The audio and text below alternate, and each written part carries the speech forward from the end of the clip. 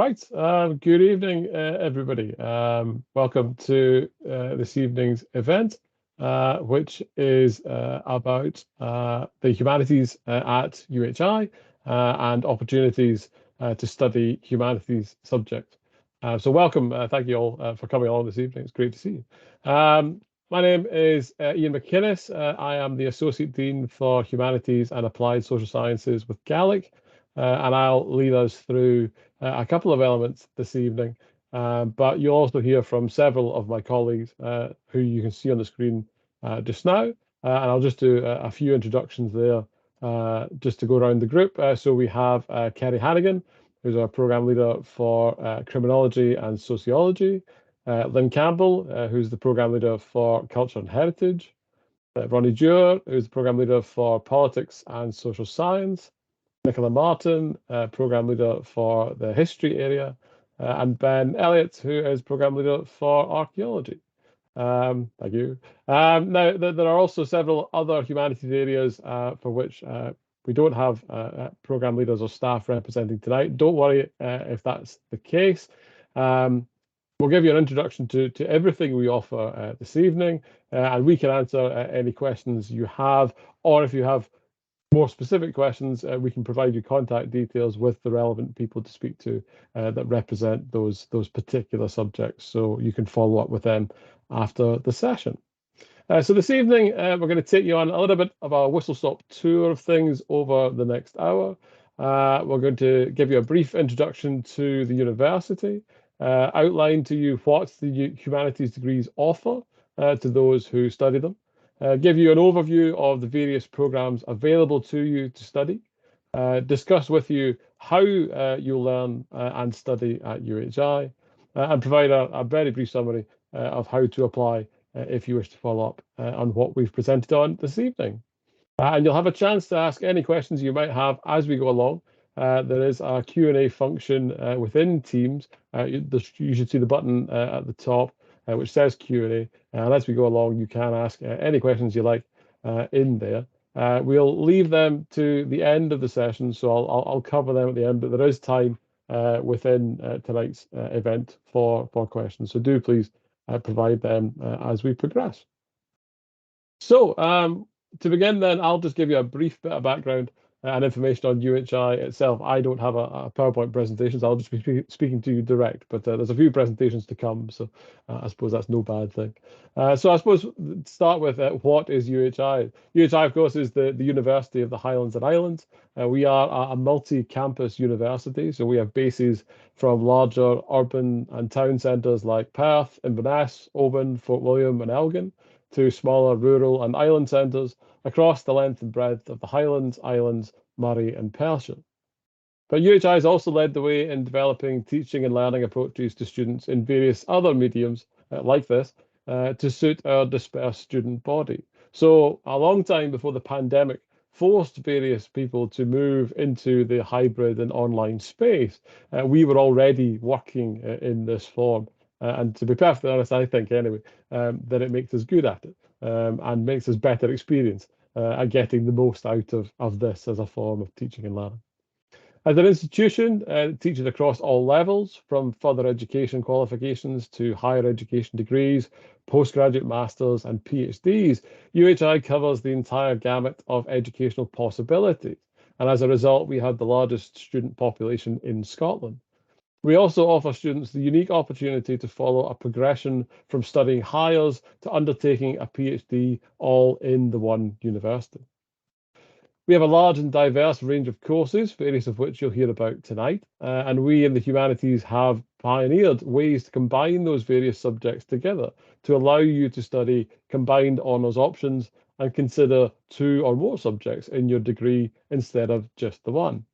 And we also offer flexible entry with various options for students with different qualifications and indeed different experiences, and indeed flexible progression routes with the existence of various pathways that mean that students are able to move between courses during much of their studies rather than being stuck on the one degree for 4 years. So what is UHI's ethos? I think UHI prides itself on being based in the Highlands and Islands.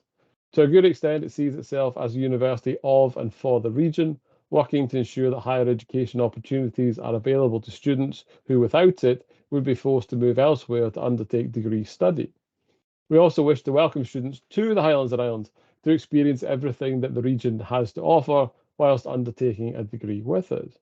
But we're also an outward-looking institution, and on our various programmes we have students from other parts of Scotland, from the rest of the UK, and indeed from Europe, North America, and various parts of the rest of the world. And our curriculum has that shared aspect. So it considers matters from a Highland, Scottish, and British perspective, but also considers aspects of European, North American, and global context. All of which then ensures that you receive a fully rounded consideration of whatever it is that you're studying.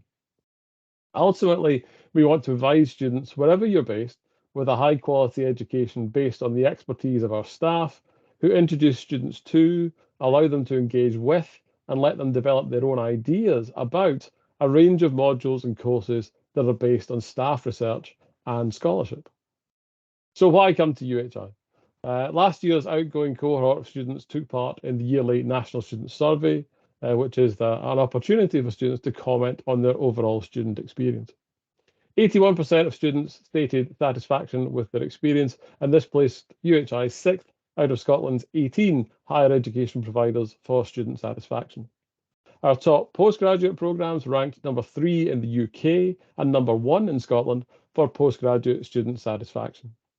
Nearly three-quarters of UHI's research was judged world-leading and internationally excellent in the last Research Excellence Framework, and the Complete University Guide ranked UHI in the top 10 most affordable UK universities. Ultimately, we are Scotland's youngest university, and we're continuing to grow our offering to match the needs and expectations of students. And we're dedicated to providing students with a fully immersive, supported, and high-quality higher education experience wherever they are, whatever their circumstances, and whatever they choose to study. But to give you a bit more detail on what we offer, I'll turn over now to my various colleagues. So first up then is Kerry Hannigan, who will speak about the humanities as a subject area, what skills you'll develop through their study, and what you can hope to get out of choosing a humanities degree, no matter which subject you actually choose. So over to you, Kerry. Thank you, Ian. I'm just going to share a short presentation with you, so bear with me while I get this working.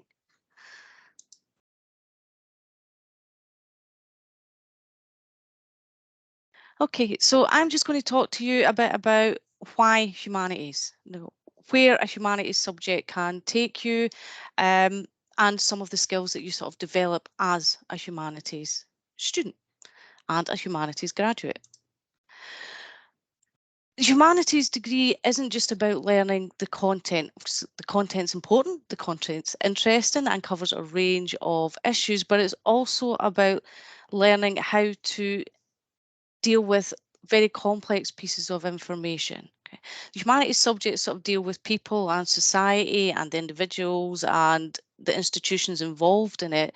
And so there's a lot of information out there and there's a lot of various viewpoints out there.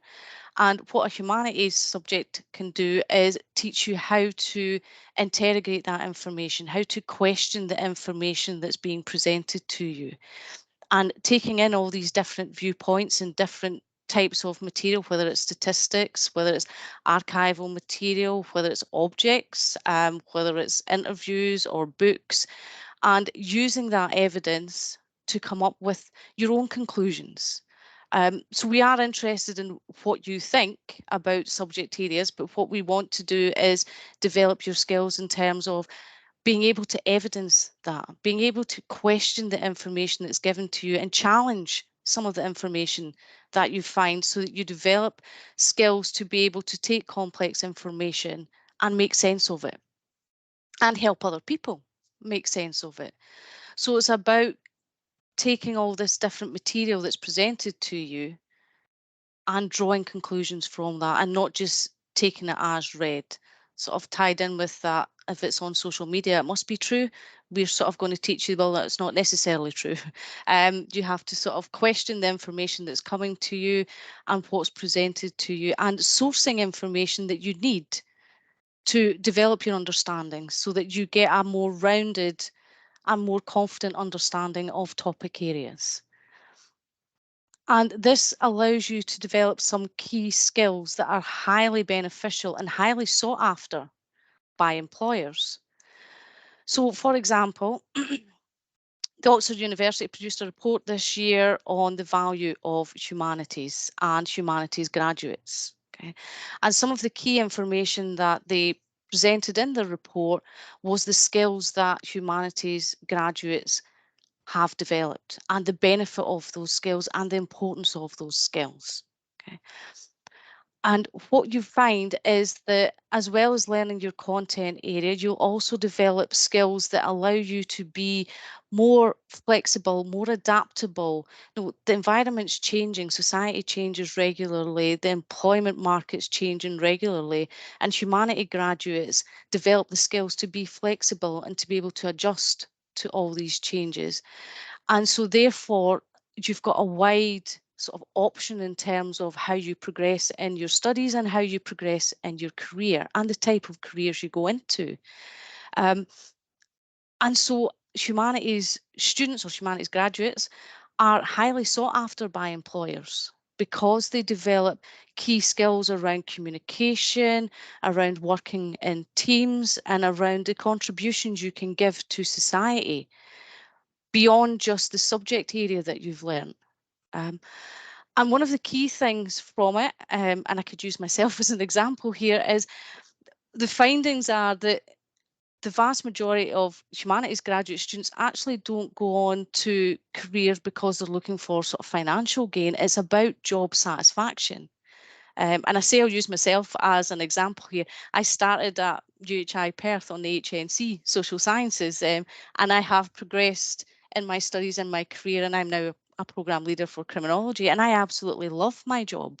I love learning. And so it's more about job satisfaction. Humanities graduates are more satisfied in the careers they go into.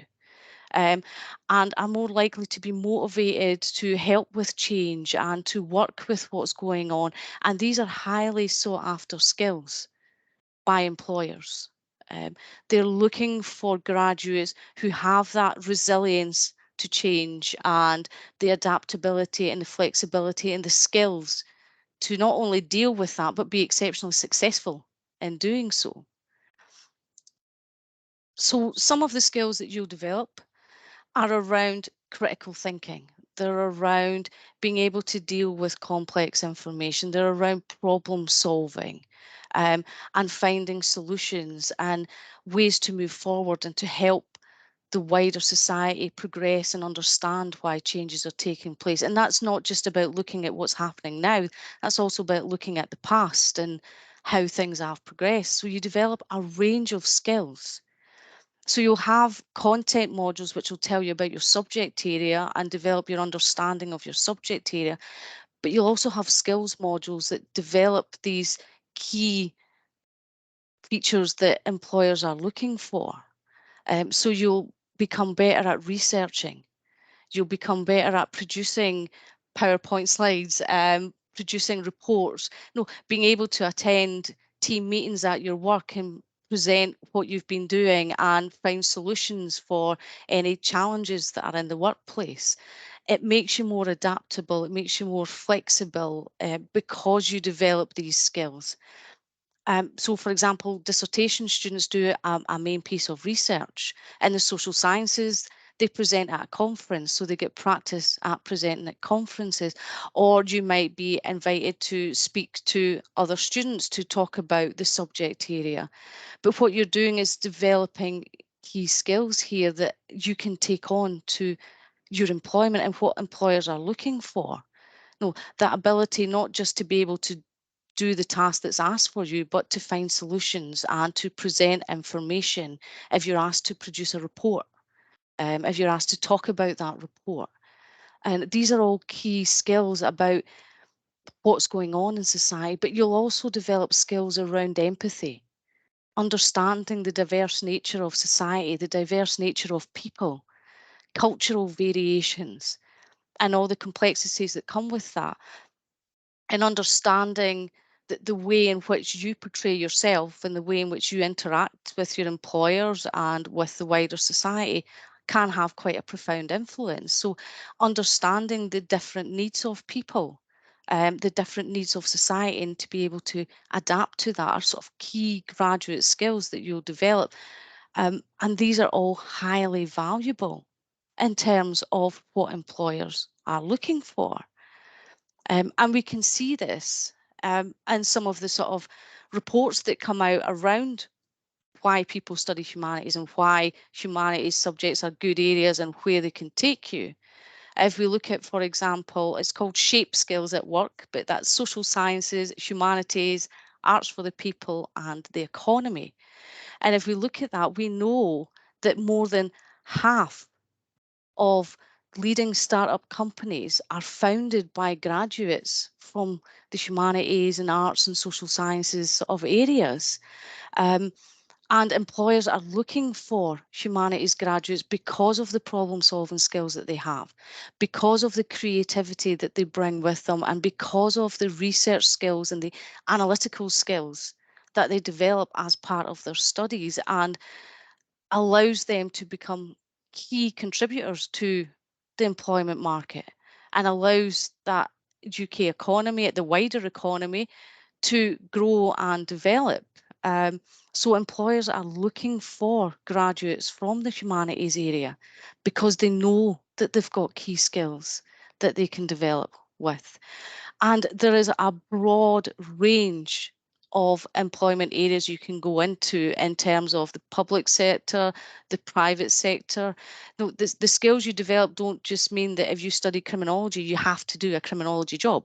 It actually opens up the door to a much wider range of employment areas that you can go into, and creates a broader set of opportunities for you. So, for example, some of our students, our previous students, have gone on to work in archives, they've gone on to work in museums. Some students are sort of working in museums and looking at how you can adapt technology into museums and sort of incorporate the change in technology and the advancements that are going. You can work in the local government or the police and prison services. There's areas around tourism or working in sustainability. You can be, like I mentioned, teaching. You can work in the media. You can work in social work. There's a vast range of options you could go to. The list could go on and on. But there are so many skills that you can develop as being a humanities graduate. I can't possibly talk about them all in a sort of short period of time, but it opens up a world of opportunities for you. And these are very sort of sought after opportunities. Graduate students from the humanities are very much desired by employers, and it is worth thinking about that and the opportunities that come with that because of the skills we develop and because of the additional skills. One of the most sort of important things for me is actually watching students go from their very early studies to when they graduate at the end of the studies, regardless of what level that is the change in confidence. You know, the nerves have gone. You're quite happy to talk about a range of different subjects and you feel confident about talking about them. You feel confident in challenging sort of the current situation and moving forward. And these are excellent skills for going into employability. So there's a huge range of skills you can go into. And I'm going to stop there before I continue going on. But it is just a very whistle stop run of why you would study the humanities and the benefits of studying humanities. Thank you, Kerry. Great stuff. So yes, that is perhaps where a humanities degree can take you. But as in the chat there, we do have, and as Kerry touched upon, a vast range of programs that are encapsulated by the humanities. So I'll hand over now to Lynn Campbell and Ronnie Joe, who will take you through the different program areas that we offer. Yes, we're going to act very much like a double act now, me and Ronnie. And what we're going to do is we're going to give you a bit of an idea of what each of the humanities programmes in UHI will actually offer you. And the slide is just simply so that you can keep track of which degree we're actually talking about. So I'm going to kick off and tell you about archaeology. So a degree in archaeology from UHI, it will allow you to explore the human story over the unprecedented expanses of time that the discipline affords. Our modules range from the earliest evidence for humanity through to the material traces that we create in the present, and even considering the archaeology we create for the future. I was at a talk last week where we were actually given homework to create archaeology for the future. Students gain the analytical skills required to study the past through the lens of material culture, learning the key principles of the archaeological record and how to recognise these in practice, as well as ways to build robust arguments based on material evidence. These build the skills essential for work in the heritage sector. And the fieldwork and placement modules offer students the chance to galvanise these skills within a real world setting, alongside opportunities to network with potential graduate employers. Our archaeology degrees place a particular emphasis on the role of plant and animal remains within archaeology, and we offer modules that develop lab-based skills associated with the analysis of these materials to inform our understanding of past societies and their relationship to their contemporary environment. Over to Ronnie.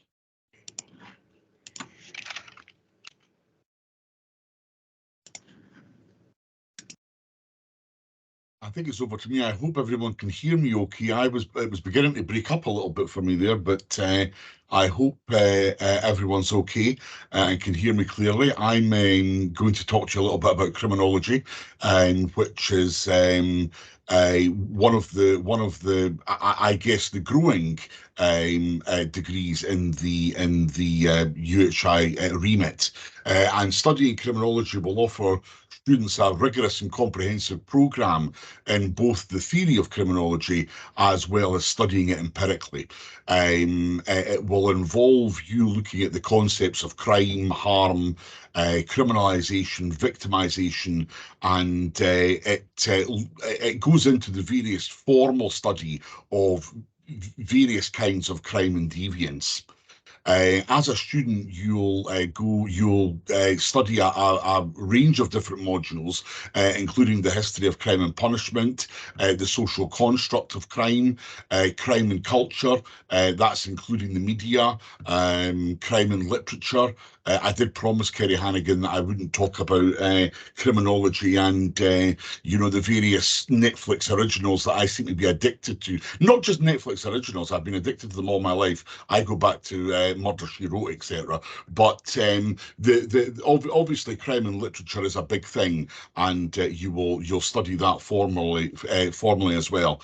There's a research methods backbone in all of the social science degree subjects actually.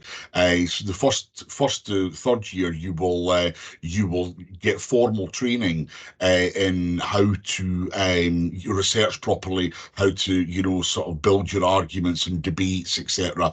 And that will and along with the content modules, we feel very confident that criminology will keep you motivated, and you'll enjoy learning all this new knowledge about what is a very growing and popular subject matter. And I think Lynn already mentioned that, of course, you can do these as a combination.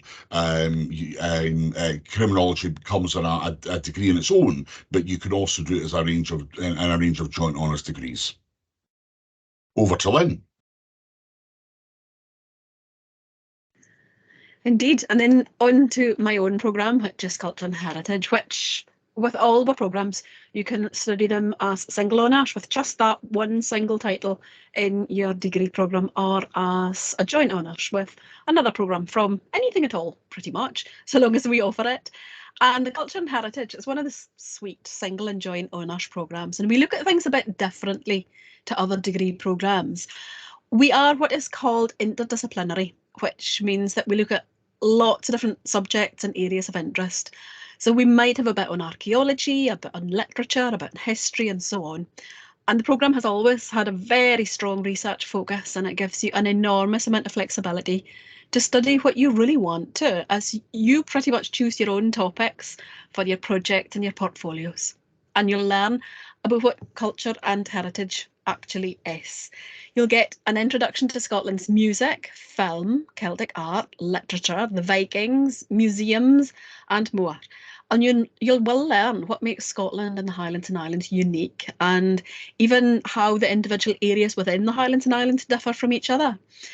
Graduates are very well placed to continue in higher education or to work within the tourism or the heritage sector, within local or national government, education, and so much more. And because the programme is so diverse, it really just gives you a chance to explore where your interests lie, and it helps you to figure out what you want to do post-graduation. And just as an aside, I always like to say I was the very first student to sign up in this programme when it was first invented, and I have done the entirety of my education with UHI, and I like to say I've never set foot in a real university.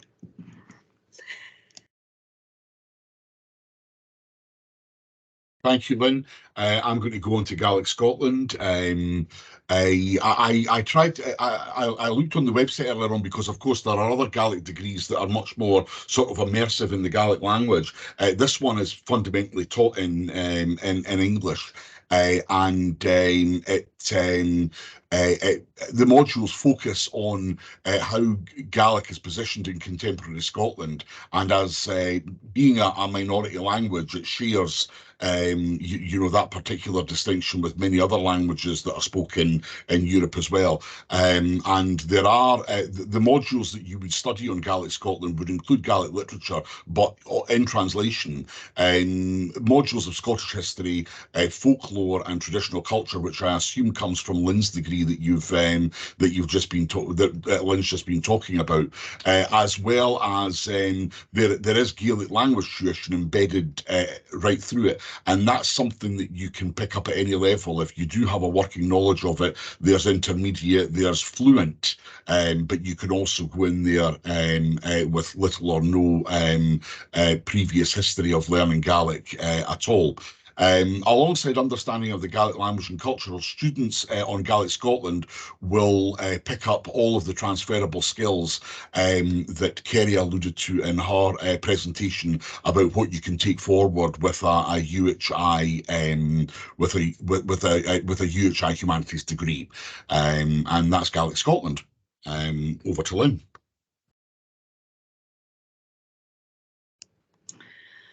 Geography is the study of the earth, surprisingly, and the link between physical and human landscapes.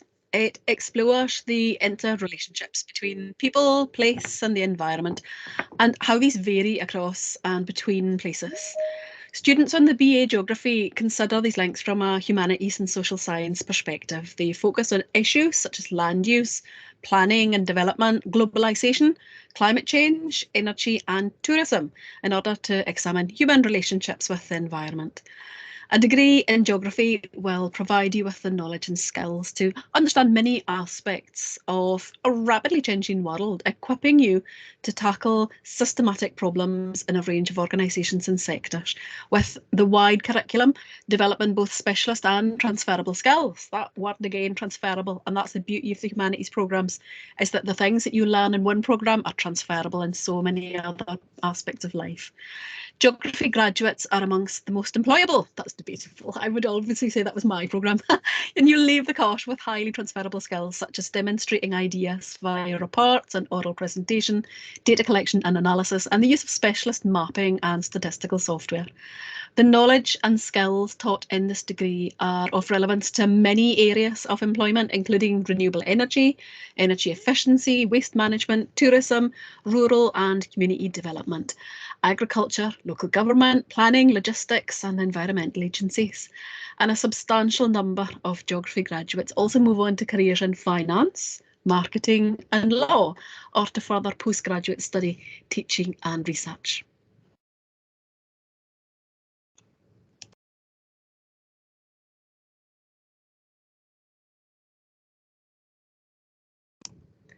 Did Ronnie disappear because something changed on my page?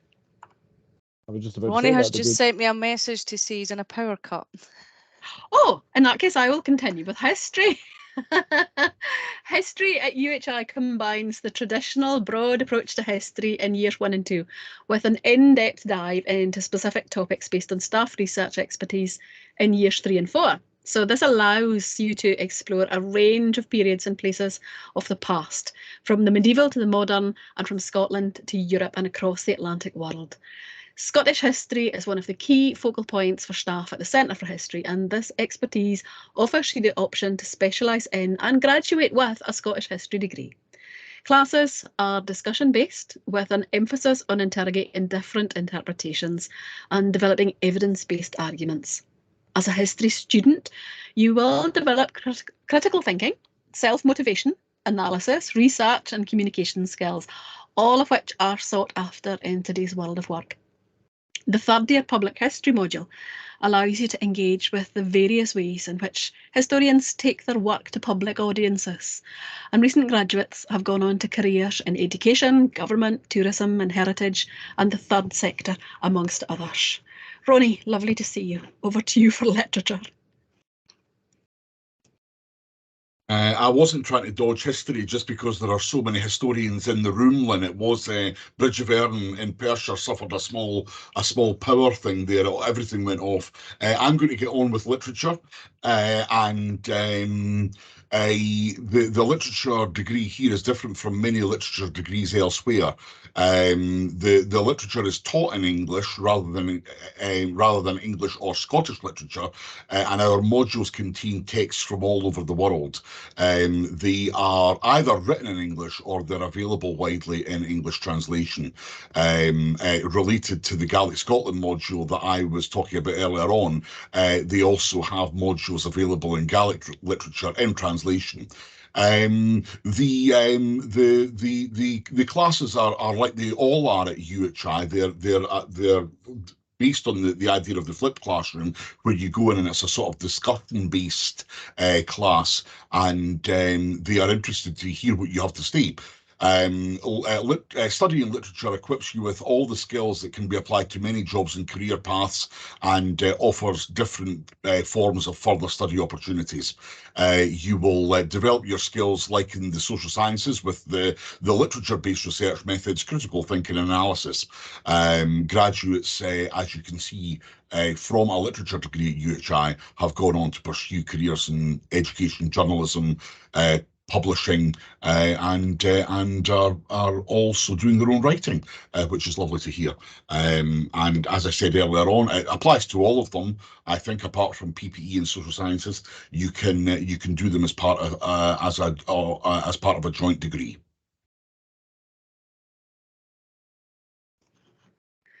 Okay, the Moral and Philosophical Studies with Religious Education. So the BA Honours programme with Religious Education is a degree that combines the academic study of philosophy, theology and religions with professional education to qualify as a secondary school teacher. The first 2 years of the degree focus on the development of subject knowledge with a weekly seminar on education to prepare you for the school placements. As of year 3, you can choose to continue to work on qualifications as a teacher with the education content of your degree then increasing, or alternatively follow a non-teaching route that will allow you to further enhance your knowledge in philosophy, theology and religions. The first of these two pathways will, if you're successful, lead to provisional registration as a secondary school teacher of religious education with the General Teaching Council of Scotland, and eligibility for 1 year's guaranteed employment on the Teacher Induction Scheme, which presently commands a salary of £32,217, rising to £38,655 on securing your first post after gaining the full registration. And that's the processes and figures were correct at the beginning of next year. The course can be studied remotely from anywhere in Scotland, which is the same for pretty much all our programmes. And there are school placements in each of the 4 years of the degree on the teaching pathway, and in the first 2 years for the non-teaching pathway. The non-teaching pathway results in the award of the degree of BA Honours in Moral and Philosophical Studies with Religion. All students start on the same pathway for the first 2 years, and initial application is made to the BA Honours degree in Moral and Philosophical Studies with Religious Education.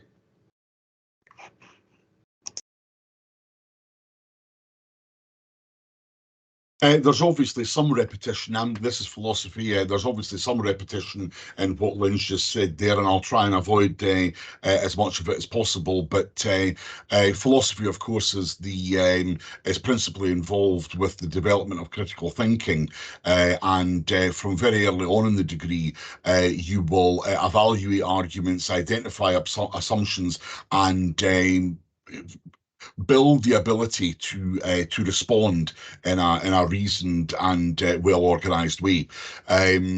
Studying philosophy can enhance your ability to express complex thoughts clearly and persuasively, both writing and verbally. Philosophy, of course, is interdisciplinary. The modules within philosophy all taken, from politics to science to religion, etc. And its methods and concepts can be applied to all of these other fields. Many graduates from philosophy have gone into diverse fields, including law, business, science, and philosophy is one of these subjects that will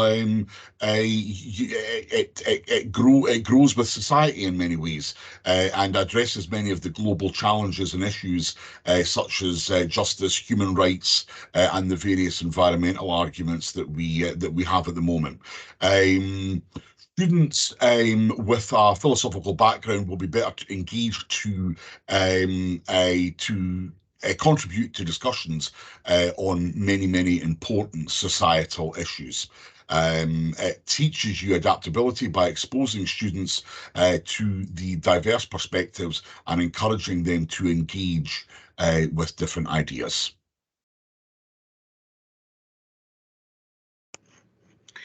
It's taken me until now to realise that you, Ronnie, and you, Kerry, you're both the same view, but one's day and one's night. So I don't know if that just says very much about you two as well. So philosophy, politics and economics. So studying this programme at the university level can provide a well-rounded and interdisciplinary education. So we use this word a lot, interdisciplinary, and it means that you're never going to be bored doing these programmes. So this programme, it has a focus on critical thinking, analysis, and a broad understanding of the interconnectedness of these three fields. And this interdisciplinary approach helps students develop a holistic perspective on complex societal issues. PPE, which is much easier to say than philosophy, politics and economics, graduates are well equipped for diverse career paths, including but not limited to public policy, law, business, journalism, international relations and academia.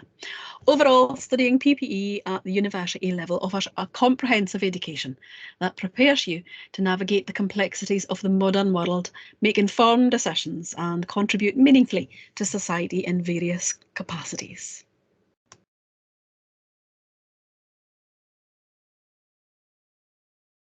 I think Lynn's going to get a nice breather now, because it's probably better that I do the next three, because they're me really. Politics and social sciences, especially. The study of politics, of course, is by far the most exciting avenue at UHI, and it's built on the three main pillars of political study. Those main pillars have got political theory in the middle, and on either side, propping that up somewhat, is comparative politics and international relations.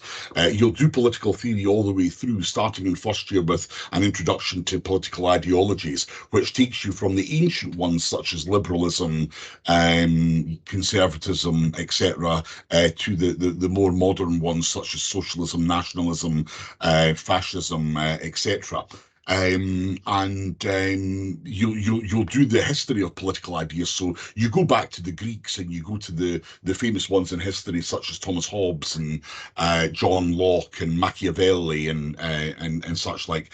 And you, like I say, on either side you've got comparative politics and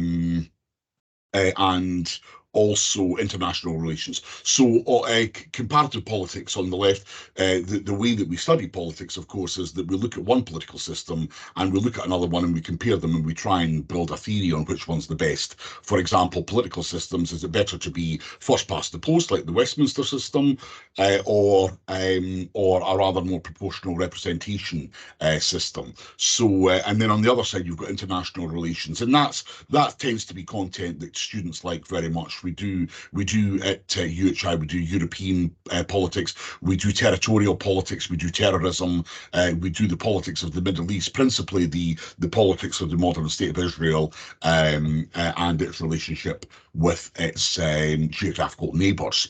You can do it as a part of a joint degree. It works very well with history. I've got a history politics degree and also with philosophy.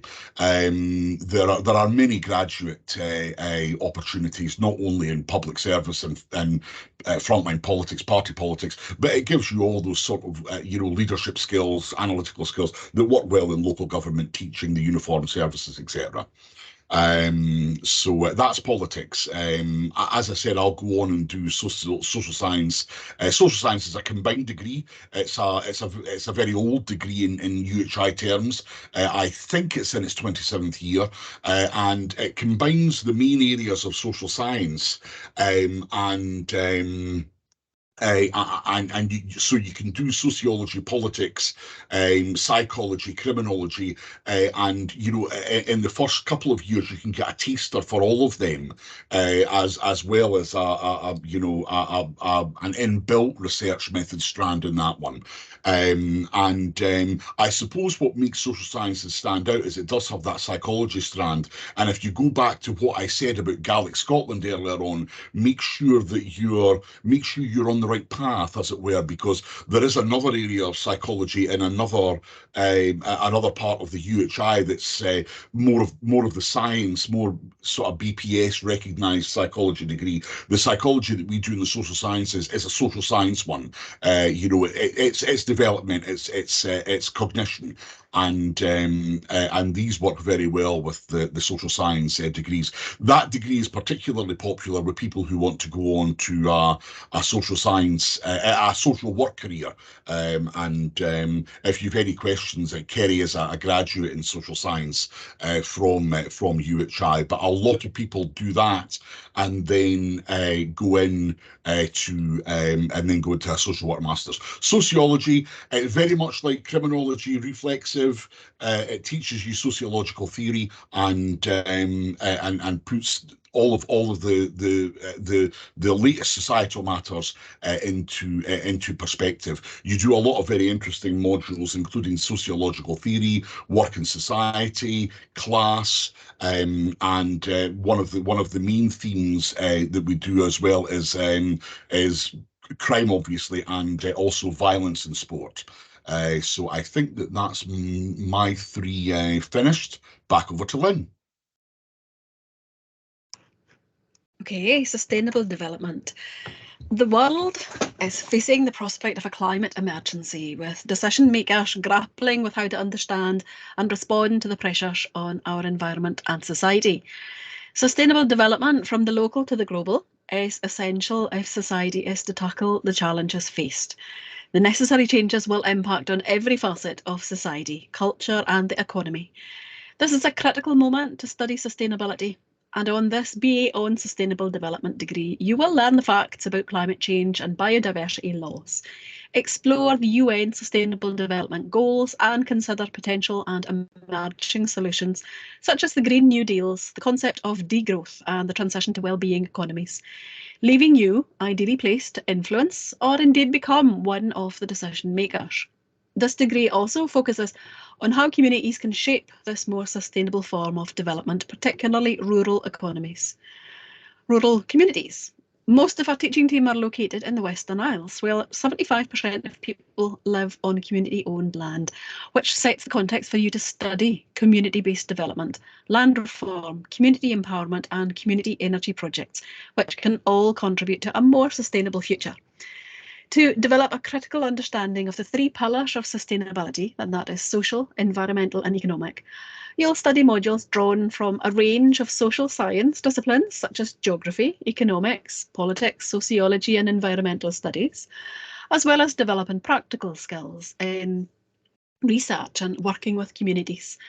The course takes a critical approach to examining the historical context to development whilst looking firmly to the future, drawing on examples of change and action from across the globe.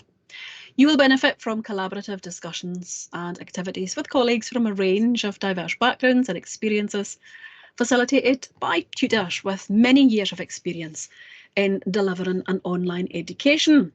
They have the benefit of a residential weekend, and it's usually organised by the Student Society at the location somewhere in Scotland, which is suitably vague, most often in the Highlands and Islands area, which is good because that's where we're based. It involves field trips to relevant locations and organisations, guest speakers, and of course has time for a bit of informal socialisation. The intention of the weekend is to provide students with the opportunity to meet your classmates and staff face to face. The event also provides an excellent opportunity for networking with relevant actors. Ronnie. Thank you, Lynn. Finally, I think theological studies. It gives the students a broad knowledge and understanding of the main disciplines of Christian theology. The content of the programme embraces the main theological disciplines, that is Bible studies, the Old Testament and the New, systematic theology, church history, and pastoral and practical theology. In the introductory year, you cover a breadth of subjects. Students can choose to specialise in the following years.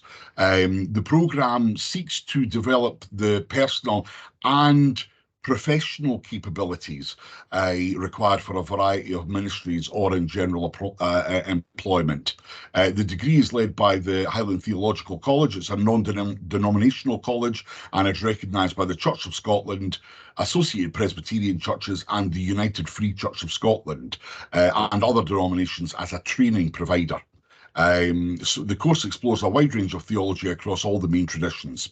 There are options for you to do placements and acquire the theoretical knowledge to these real life situations if you want to go into a profession such as the ministry.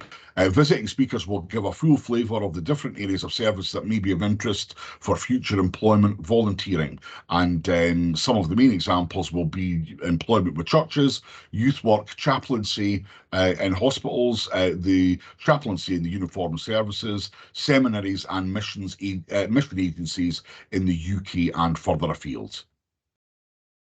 Okay. Thank you. Thank you, Ronnie. Thank you, Lynn. That's great.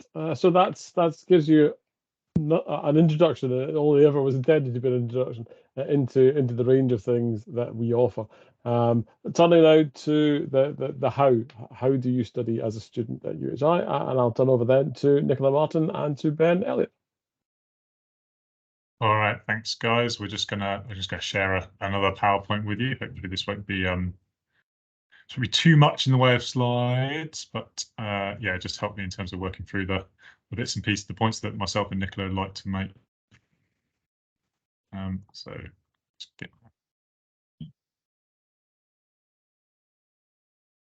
around. Hope you can all see that. So this is just a very kind of brief introduction to the different ways in which you can learn at UHI. So as I said, so my name is Ben Elliott, and I'm the program director for the Archaeology degrees and joint honours Archaeology degrees, and it'll be followed shortly by Nicola Murray, who runs the history undergraduate programs.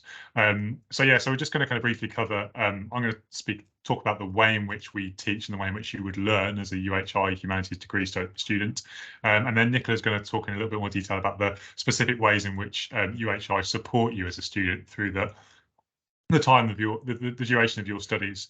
So that's the way we're going to kind of break this little kind of double act down. So I've only got a couple of slides really, and I just think it's kind of, in terms of introducing the ways in which you learn, we have so much flexibility at UHI, which can sometimes make explaining the concept of how you learn quite a complex and convoluted task, but it really is worth it, because I think that the range of different modes of studies, and it's the range of different ways in which you can pursue a degree or engage with a degree, that makes what we do at UHI incredibly accessible. You know, so as Ian mentioned at the start, we're an institution that was set up to provide and facilitate access to higher education for people that are living in the Highlands and Islands, and that's often a challenge for people who might struggle to attend a university, a more conventional university, in other circumstances. So it's the range of kind of flexible formats of learning, and that kind of broader flexibility that allows us to find ways to help people learn and pursue higher education through the humanities strand. So we kind of, to start the kind of top the conversation off, there's sort of three main modes of learning, or three main kinds of enrolment that we have at UHI. If you're a full-time student, you'll be taking 6 modules over the course of an academic year. So that'll be 3 modules every semester. If you're a part-time student, you'll be doing half of that. A structured part-time student will be taking 3 modules over the course of the entire academic year. So you'll be taking, normally you take 2 modules in one semester and 1 module in the second semester. And then we also have the option for part-time unstructured study, in which case you can take as many modules as you like between 0 and 6 through the course of the year. And this is a kind of a way of learning that often really suits people if they're balancing kind of full-time work or they're interested in kind of pursuing a degree kind of in their own time, in the spare time, alongside other commitments. And that's probably a kind of most flexible option in terms of people pursuing a degree. And basically the way in which it works is you kind of clock up modules, and as you kind of go along, you get credit for those completed modules. And once you reach the limit of a set number of credits at different levels of study, you can be awarded your degree. When I talk about modules, what does that entail? Well, normally modules will involve, will be kind of structured around a particular topic. They'll be pitched at a level in terms of the level of which you are at your degree. So over the course of a 4-year honours degree, we have kind of first year, second year, third year and fourth year. Sometimes gets a bit more complicated if you're a kind of part-time student, because you might be kind of moving on at different stages in terms of the number of academic years you spent at the university, but we kind of tend to bracket our study into kind of 4 different sort of tiers. And each module will feature a 2-hour live session for the discussion of key themes. And then a lot of resources that are provided to you kind of online through our online teaching space, which is called Brightspace. You can see an example of that on the slide there in the bottom right-hand corner. So you log on to Brightspace through your internet web browser. And it gives you access to the structure of each module, the kind of key topics and themes, the assessments, the assignments, links to the kind of the learning resources in terms of reading, and also kind of a direct link into these kind of live sessions, which are hosted every week, these 2-hour live sessions. So alongside those live sessions, you've also got through Brightspace online discussions for kind of pre and post class engagement. So lots of discussion boards, so the opportunity to kind of post your comments and thoughts on the kind of reading that's been set for that week, and also to kind of reflect back on what you've learned in that kind of 2-hour session. So those are kind of always live, and students are contributing to those in lots of different ways. And your module leader, the person leading the module, will kind of direct you to use those in different kind of ways to match with the content that's been designed for that particular module. And you'd be looking at maybe on each kind of module alongside the 2-hour live session, tend to think of between maybe sort of 9 and 11 or 12 hours worth of study that goes on kind of beyond those 2 hours to keep up with that reading and to stay on top of the literature, and also to engage with those kind of online discussions. Okay, so you can think kind of roughly, if you're taking sort of 3 modules, you might be looking at a kind of something towards a kind of between a 30 and a 35-hour week in terms of the work that would be required for kind of full-time study. So you can think of it as a kind of full-time job, as a kind of or full-time commitment if you were studying full-time with us. Those kind of modules are really, really interesting, particularly in the first and second year, because you'll find that whilst the degree program that you're on will set kind of core modules, which will be linked to that particular topic. So if you're on an archaeology degree, like the ones I run, you'll have a number of kind of core modules which are kind of mandatory, but you then get the option to choose modules from across all of the different humanities subjects as kind of optional modules, particularly in first and second year.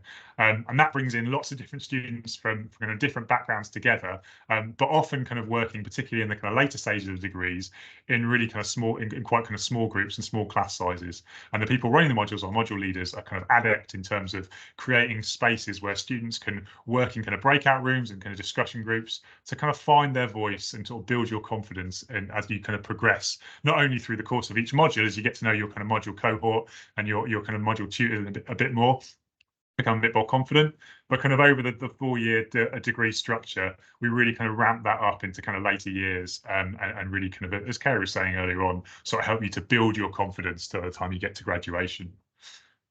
So Now, in terms of where you can access those classes from, again, this is really, really flexible. So when you kind of register with UHI, you'll be assigned a kind of an academic partner or a kind of home college, which will be your local, the closest campus to you, your local campus.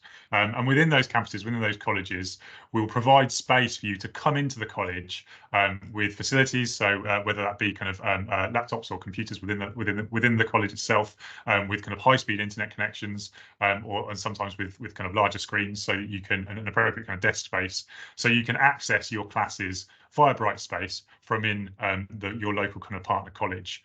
You also have the option, and this has become increasingly kind of popular since the pandemic, for students to log in from home. And again, this is another area in which UHI really kind of been leading the way in terms of flexible learning to sort of facilitate accessibility. So, you know, if you live in a remote place where it's not that easy perhaps to get into your kind of even your local partner college, or, you know, the cost of commuting has been too much, or you've got kind of sort of varying sort of health issues or childcare commitments that mean that you might not be able to get in from week in, week out to attend the classes that you're timetabled for, or you're balancing it alongside part-time work maybe.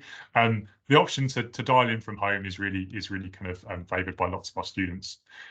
So you kind of have this sort of hybrid, this really truly hybrid method of learning, whereby if you are to come into your college, you'll often be kind of maybe on kind of in modules where other students from the attached college are attending. So you might be in a room with sort of 2 or 3 other students who are joined kind of via the Brightspace, via our kind of WebEx platform, to a lecturer who's at a different college, who's maybe got 2 or 3 other students in with them. And then there might be another room in another college with got sort of 2 or 3 students, and then the rest of the cohort is joining in from home. So you get that real kind of mixture of the flexibility of being able to join in from home, but then the experience, if you want it, for being in a room with other students or the lecturing staff if they're based at your kind of partner college. But again, we're kind of, instead at the start, we've really sort of experienced and kind of skilled in bringing students into the conversation and making sure that folk that no matter what format they're engaging with the learning aren't feeling left out or isolated or dropping off the edges of a kind of awareness because you're on the screen, because that's the way we've always worked. And now, as we're kind of moving forward, we've obviously got students that are based in the Highlands and Islands, because that's our core area. That kind of option to join in from home means that we're now open for students kind of right across Scotland, and with kind of recent developments in terms of the way in which we deliver our degrees, we're now available for students from across the rest of the UK to join from home, and indeed internationally, so from around the world. And I think that's a real strength. Really excited to be delivering teaching in that way moving forward, because it means we're going to get a more diverse group of people, you know, being in a classroom with people from different parts of the world, different countries, different cultures, being part of that discussion really kind of enriches the sort of teaching experience, and is one of the kind of, you know, the most one of the most exciting aspects of going to university and studying a degree, is meeting new people and meeting people from different backgrounds in different parts of the world and hearing their perspectives. So it's another area in which we're kind of developing through flexibility, sort of an accessible approach to the way in which we teach. And then we also kind of foster a sense of community across this really sort of disparate or dispersed group of students and cohorts for a range of different means. And again, this is something we're constantly developing and working on as the kind of the environment and the context in which our students are learning are changing.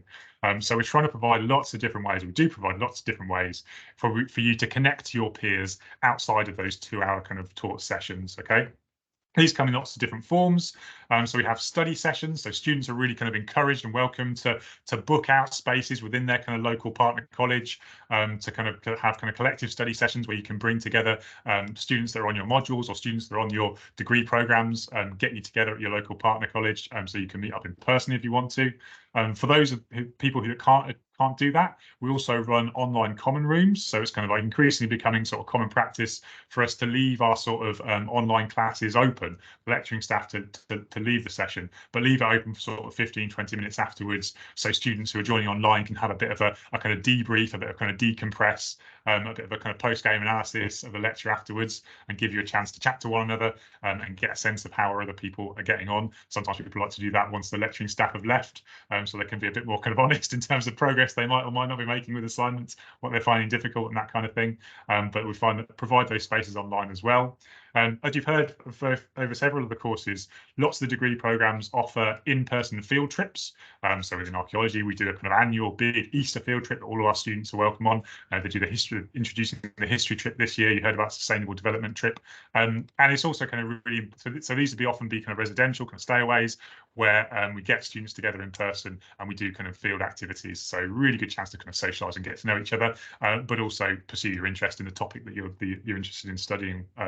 Also, really notice that we're not kind of exclusive about those kinds of things. So as students pick modules from different degree programs, they also get the opportunity to be invited along to other degree programs field trips, and that's really, really nice. We had a couple of our archaeology students I spotted in photos. So you see a couple in the photo below there attending the history trip this year, which is really nice to see. We really encourage that. And as well as the kind of physical field trips, also events like online reading weekends, so kind of blocks of time that are set aside for groups of students to kind of read along and follow a set reading list, and then spaces, kind of meeting spaces set up digitally so they can get together and talk about the reading that they've been working through and how they think it might be relating to the different kind of modules that they're taking. So those are kind of curated and managed by the teaching staff.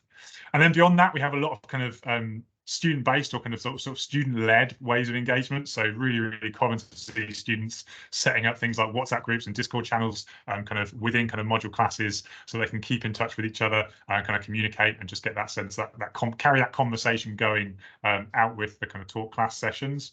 And then we also have our kind of student society, so HISA, and they support the setting up of various student societies. They're really supportive and good at kind of helping students that have a kind of common interest to share interest in kind of setting up societies, often associated with a particular partner college. So we have archaeology societies at places like Inverness and Perth, and we've also kind of just set up a kind of living history society up at Orkney, which is bringing students together who have an interest in kind of historic crafts from culture and heritage degrees, from archaeology degrees, from history degrees, or anyone from any degree that's particularly interested in those kinds of things can get together and meet like-minded folk and kind of have a go at some of those activities. And HISA supports that students who want to go and set those societies up are supported in doing that.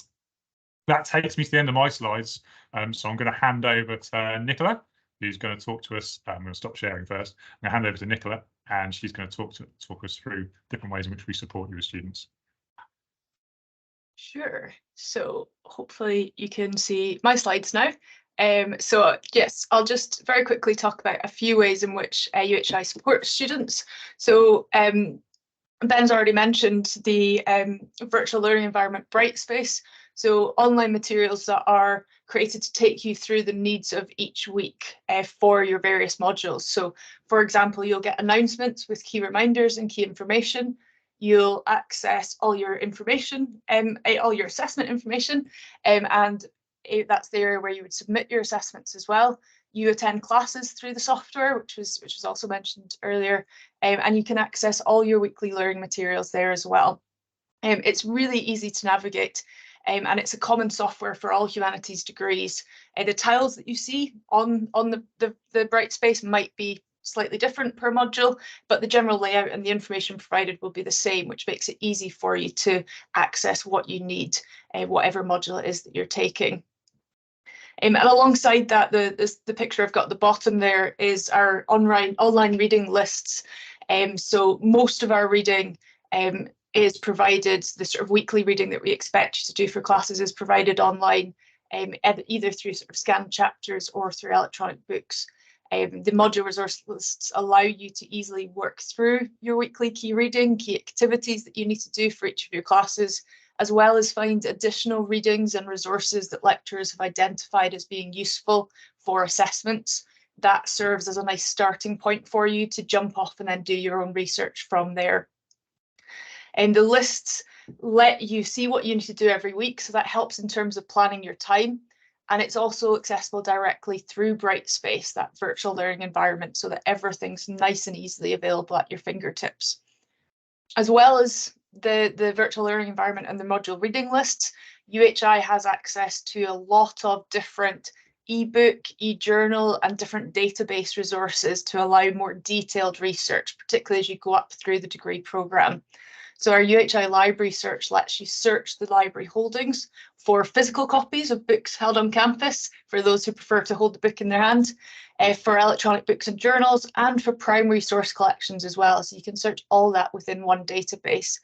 That gives you support as you develop your own independent research skills throughout your degree, your literature searching skills. And it gives you access to significant numbers of books, articles, sources that are available online wherever you are, as well as others that are available in a physical format that you can get hold of through any of the UHI partner libraries. And just as an example of that, in my third year module, Jacobites, which is the one on the top there, students are encouraged to make use of the Stewart and Cumberland papers, which is a primary source database that they have full online access to. That hosts letters, memos, account books, images, and lots more relevant sources. So we spend time in class exploring that database so that students know how to navigate it effectively. And then students are encouraged to use the sources in that collection to help them carry out an independent research project as preparation for their dissertation then the following year. There's also support for humanities students, so that supports sort of at the module level. There's also support for humanities students as a cohort. We have the Introduction to Humanities event, helping you get off to a flying start with an online induction where you'll meet fellow students as well as members of staff. We'll introduce you to all the various systems and softwares that you'll use throughout the degree, answer questions, and just generally help you get into the swing of things. You'll meet the programme leader for your degree at that stage, so that you have a clear point of contact for any questions or concerns that you have as you're getting set up. And we also have a programme of seminars, skill seminars for all humanities students to develop various aspects of your skill set. So I've mentioned there sort of skills development and opportunities for your studies and for the workplace, and they really are about both aspects. So we'll help you in terms of how to conduct research, how to write essays, give presentations, use Microsoft Office softwares, etc.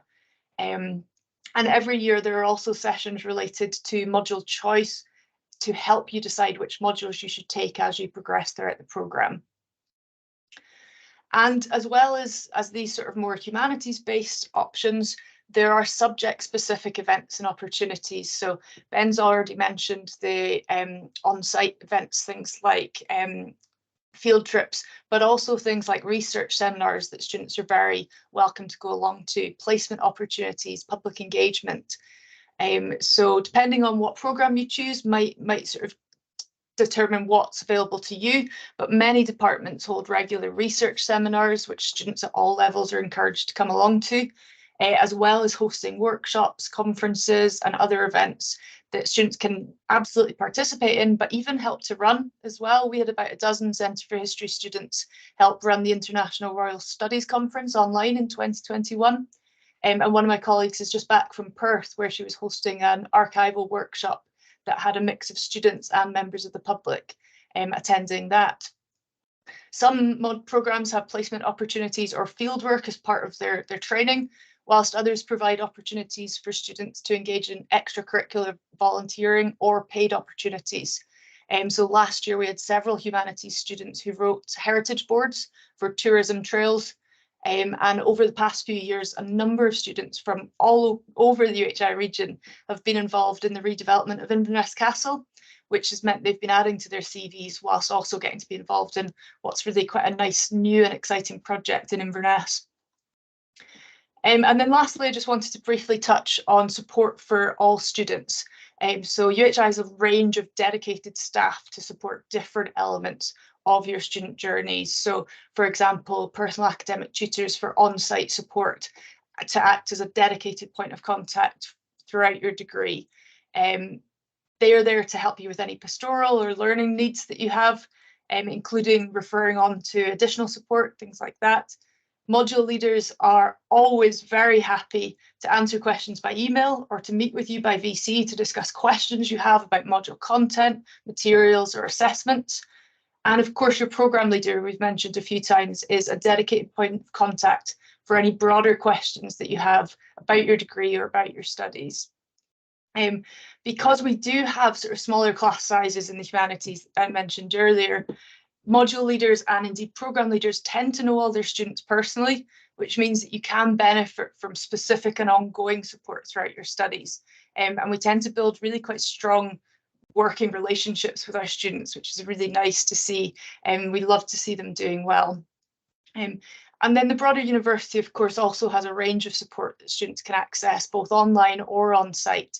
Help with study, disability and additional needs support, mental health support, including access to counselling, financial support, careers and employability, all those sorts of things, all available online or on site, as I said.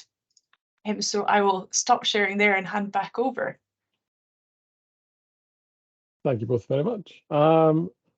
So the obvious point then is just to say what happens next. Well, I suppose in terms of applying for a study, I suppose the main advice is to think about your options, think about your choices. They are manifold when it comes to place and topic and subject and multiple other things that you have to consider, as we know well, having gone through the process ourselves.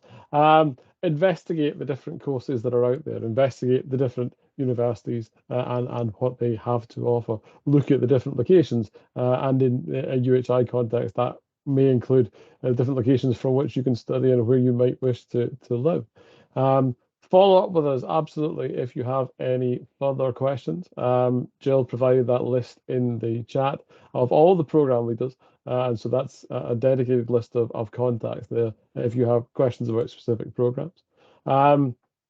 If you're already started on the journey of making an application through UCAS, then you're already on the UCAS system, and so then you don't apply to us directly. Instead, you select UHI and the appropriate degrees in the form when you're filling it in. If you're not already in the UCAS system, or if you're out with the school system, then you can apply through UCAS by going to the course page of the degree you're interested in studying at UHI, scrolling to the bottom of that and clicking on the direct link that's provided at the bottom of each of the course pages, and that will take you through to a UCAS application.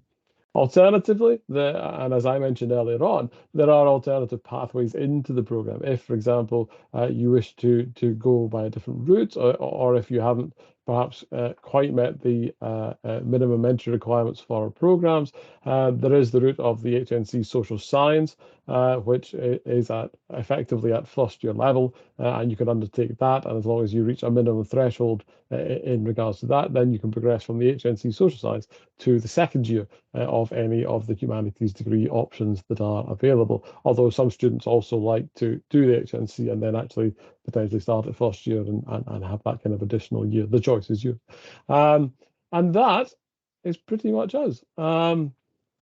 So thank you very much for sitting through all that and for bearing with us. As I said at the outset, it was a bit of a whistle-stop tour. It was always ever going to be introductory, but I hope that's been beneficial. Despite what I said at the start, we have actually, I think, largely kept up with the questions that have appeared in the chat. But I think if it's all right, I shall draw that to a close. But I hope this has all been useful for you, giving you food for thought anyway. As I said, those links, so now is the opportunity to go into the chat and perhaps copy and paste those email contacts if you wish to follow up. Please do. As I said, we are more than happy to discuss things with you if you have any queries about study with us. But thank you all very much. I hope you do give us consideration and UHI consideration in terms of your future studies. And of course, good luck with things. Thank you all very much. Good night. Cheers.